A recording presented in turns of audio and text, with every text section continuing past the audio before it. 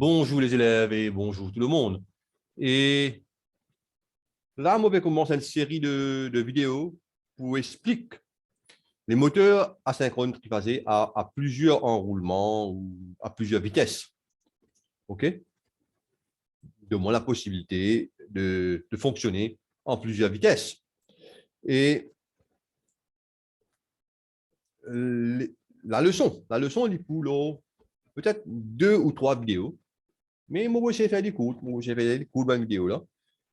Et si jamais je n'oubliais la base de schéma du moteur asynchrone triphasé, mais je arrête sa vidéo là, allez dans mon playlist T2, schéma T2, et là-bas, il y a toute une série de vidéos qui expliquent le moteur asynchrone triphasé et ce bon schéma de démarrage.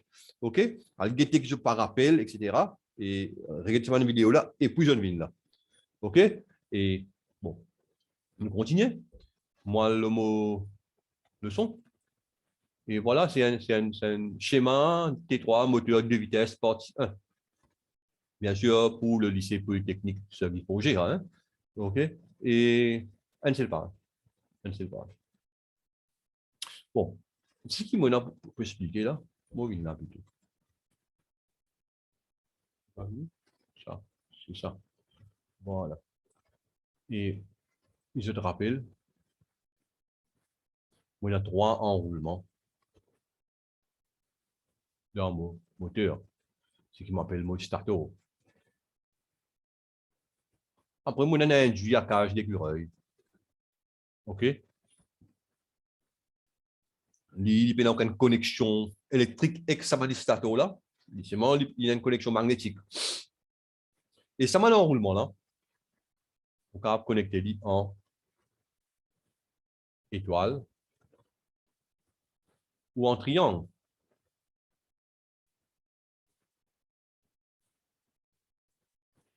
Et sur une vitesse fixe, il pour rouler à une vitesse nominale du constructeur. Et tout ça là, il dépend le nombre de pieds de pôle. F est égal à NP, si je te rappelle. F, c'est fréquence. N, c'est tours par seconde. P, c'est nombre de paires de pôle. Ça veut dire, plus on a paire de pôle, plus mon vitesse pour diminuer. Et comme on a un seul paire de pôle, pour vitesse pour 3000, on a 2 paires de pôle pour 1500, 4 paires de pôle, 750, 3 paires de pôle, 1000, etc. etc. Et le problème, on va calculer plus vite, on va calculer plus doucement. Si on augmente mon nombre de paires de pôle, on va calculer plus vite. Si on a plus vite pour varier vitesse, on bien servir un variateur de vitesse. OK? Ou bien, pour aller plus doucement, on servir un gradateur, etc. Bon, gradateur, on expliqué dans schéma T2 et on explique ça aussi pour schéma T3. Ça veut dire, pour les élèves T3 aussi, on dit, mais allez de sa vidéo là. OK? Démarrage progressif. Et le moteur, sur vitesse, il dépend des enroulements directement. Enroulement statorique.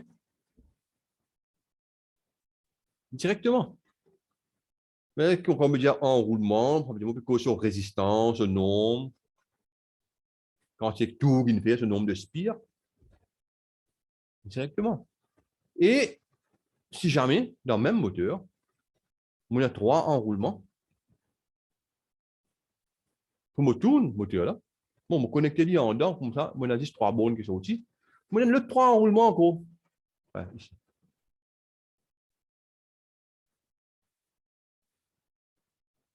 Ça en a aussi pour tout le moteur là. Bon, ça un pour tout le moteur là à une vitesse, l'autre là pour tout le moteur là à une autre vitesse. Et ça, on appelle UN, VN, WN. Et ça, on appelle U2, V2, W2. Mais comprends, c'est un moteur à 2 vitesses. C'est pas ça, UN là, sur l'autre borne, ça. Hein? Ça veut dire, soit on fait ça, soit on fait ça. On ne va pas faire les deux. Correct là? Les deux ont un problème. Hein? On n'a pas un droit à alimenter les deux moteurs. OK? Les deux enroulements, les deux groupes d'enroulement. Soit on fait ça. Et l'infini, un partie, ça maintenant, enroulement là, infini connecté à l'intérieur. OK? Infini connecté à l'intérieur. Ça veut dire où énergie pour connecter, commander, phase. C'est tout. C'est tout. Moteur là pour tourner, à une vitesse ici, première vitesse ici, et deuxième vitesse ici. OK? Et c'est ça qui est dans le loi document là. C'est ça qui est dans le loi document là. Et deux groupes d'enroulement indépendants l'un de l'autre, deux vitesses de rotation différentes, soit le premier, soit le deuxième groupe, nous ne pouvons pas répéter tous les deux. Et comme on peut faire ce circuit, nous, de certaine manière, nous verrouillons, ça va un contacteur qui commande, ça va un enroulement là, mécaniquement et électriquement. Ces moteurs possèdent les mêmes caractéristiques que les moteurs asynchrones triphasés à carré d'écureuil. Voilà. Soit on va faire petite vitesse, U1, V1, W1, soit on va faire grande vitesse, U2, V2, W2, directement. Et bon, pas j'ai fini, mais la vidéo, pas pour finir. La vidéo est terminée parce que je vais pousser les deux. Ça, c'est mon circuit. Hein. Mon circuit, démarrage, d'un moteur de vitesse à enroulement séparé. Démarrage, vous démarrez en petite vitesse, après vous passage en grande vitesse à la demande. Vous comprenez bien? Vous démarrez en petite vitesse, après, à un moment donné, comme on a envie, démarrer en grande vitesse, pour peser un bouton, pour vous démarrer en grande vitesse. Il est bon ça qui vous démarre en petite vitesse, après vous démarrez en grande vitesse, hein, parce que là, vous pouvez avoir un pic de courant, correct? Si vous démarrez en grande vitesse, c'est le coup, mais courant démarrage est plus très grand. Par contre, vous démarrez en petite vitesse, vous avez un courant démarrage un peu plus petit, là, vous basculez en grande vitesse. Et toujours, moi, dans mon sectionnaire, moi, il y a une commande, là, KM1, calibre IN, moteur en petite vitesse, KM1. KM2, calibre IN, moteur en grande vitesse, ça veut dire des contacteurs différents, hein, et des calibres différents. Nous devons calculer ce courant qui est passé et nous devons servir sur chaque calibre nominal là, pour ça, enroulement petite vitesse là, et ici, pour ça, enroulement grande vitesse là. C'est comme si même relais thermique, on besoin calibrer le courant petite vitesse, ici, on besoin calibrer le courant grande vitesse. Correct? Et là, comme ça, on a deux relais thermiques, et quand vous êtes dans circuit commande, les contacts de relais thermiques, des relais thermiques liés en série. Si on gagne un problème ici, il peut ouvrir. Si on gagne un problème ici, il peut ouvrir. OK? Et ils sont verrouillés mécaniquement, par un symbole là, sectionneur là-bas. Ça, c'est une commande, KM1, petite vitesse, KM2, grande vitesse. OK? Moi, un sectionneur manuel là, sectionneur de commande ici, transformateur, bon, on décide de faire l'îlot 24 volts, continue. OK? Bouton bouchon d'arrêt. Oui. Bon, je vais mettre une chose, hein, je vais mettre une remarque là. Pour réaliser cette condamnation mécanique, cette verrouillage mécanique, il est parfois nécessaire d'utiliser deux contacteurs de calibre identique. Quand nous gagnons un contacteur, nous vous connaissons. Est-ce qu'il nous capable de faire verrouillage mécanique parce que l'IBSEM même grossir, etc. Hein? Et là, peut-être il y a une nécessité de servir le même calibre. Là, nous vous servir le plus gros calibre. OK? Et F1, calibre, il y a un moteur en petite vitesse. F2, calibre, il y a un moteur en grande vitesse. Bon, je zoome ça, Astia, vous voyez la commande. Fonction, on va mettre fonction à côté là. Fonctionnement du circuit de commande. Fermeture manuelle de Q1 et Q2. OK? Pour petite vitesse, appuyez sur le bouton poussoir, impulsion sur S2. Fermeture de KM1. Ça, c'est verrouillage électrique entre KM en grande vitesse et petite vitesse. Ça deux là, là. Ça deux là.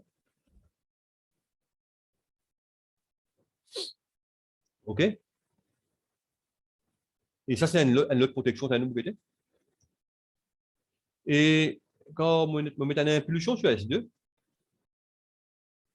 parce que K1 et KM2 sont normalement fermés, KM1, pour exciter.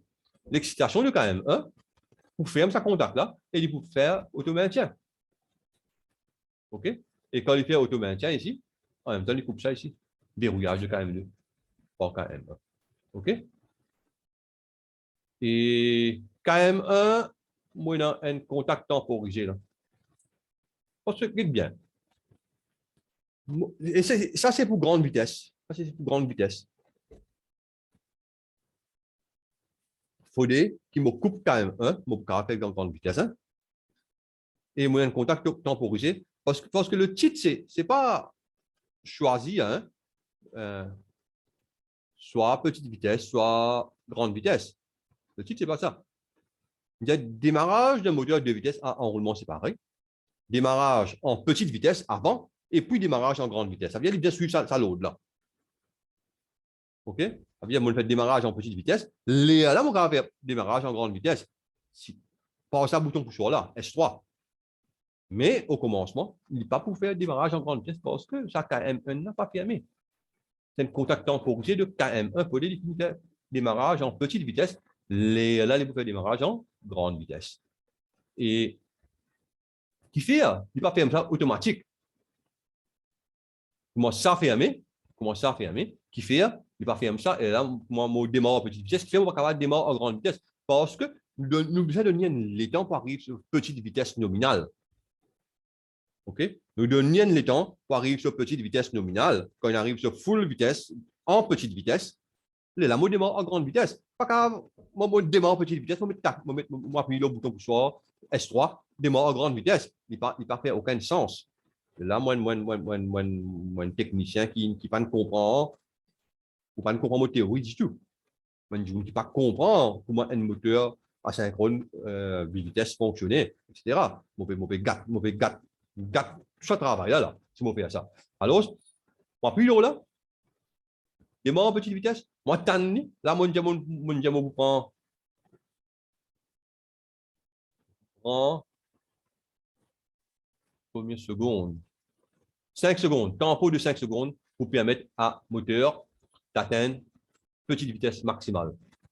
Là, impulsion sur S3, parce que ça est fermé, là, impulsion sur S3, et moi, alimente K1. K1 fermé, ça auto-maintient par son propre contact, K1, et il ferme ici, en même temps, il ferme ici. Bon, puisque ça, tu ouvert, mais c'est quand ça, il ferme, quand K1, il actionné là, il excité là, il ouvert K1, ça veut dire quand il ouvert, ça, il refermé, mais là, K1, on alimente KM2 pour faire auto-maintien et le moteur va démarrer, va continuer à tourner en grande vitesse.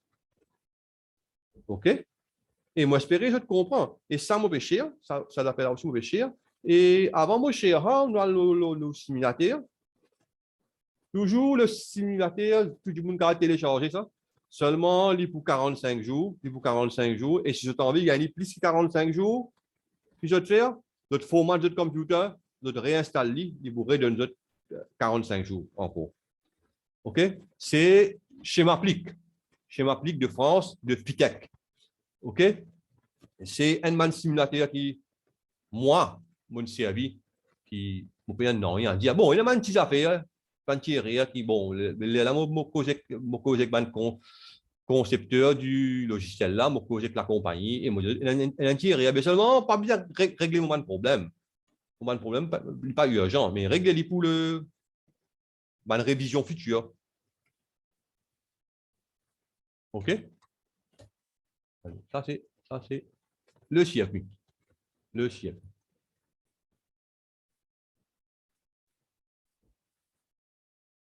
Voilà, bien, je tape schémaplique, je suis capable de télécharger ça. Et mon software là, il est assez facile pour servir. Bon, ou bien peut-être consacrer un jour, 2 jours avec lui. Après, quand on finit de manipuler, ben là, ou faire un circuit là, comment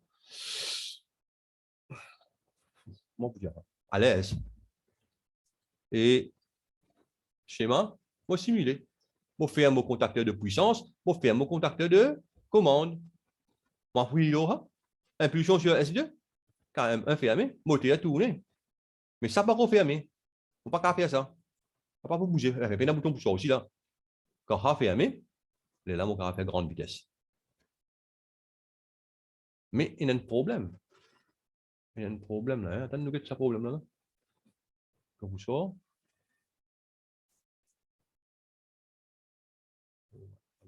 U1, là, U2. Qu'est-ce que ça me fait un dessin?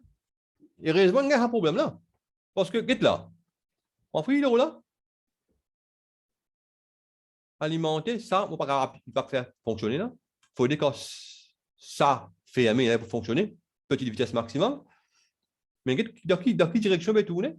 Dans quelle direction va tourner? Et là, qui est arrivé? Il est arrêté, après il tourne dans l'autre direction. Mais on inverse les phases. C'est mon zouave. On inverse les phases. Et là, bon, mon réglé dit. Bon, les règles dit. Ça veut dire ça, delete, ça, nous delete. Ça, bien en 1. Mais qu'est-ce qui a dépassé ça a été? Pour faire une connexion. Et ça, bien en 3. Ça, tu fais dans 3. 2, tu fais dans 2. U, tu fais dans U. C'était là, bon. OK? Vous inversez les phases et vous pas vérifier. Bon. Simulation. Là, là. Et là, pareil. Il tourne dans la direction là. Quand on a fermé, on peut pas appuyer à grande vitesse. Il continue, il tourne dans la direction là. OK? Et on trouve que le moteur là, il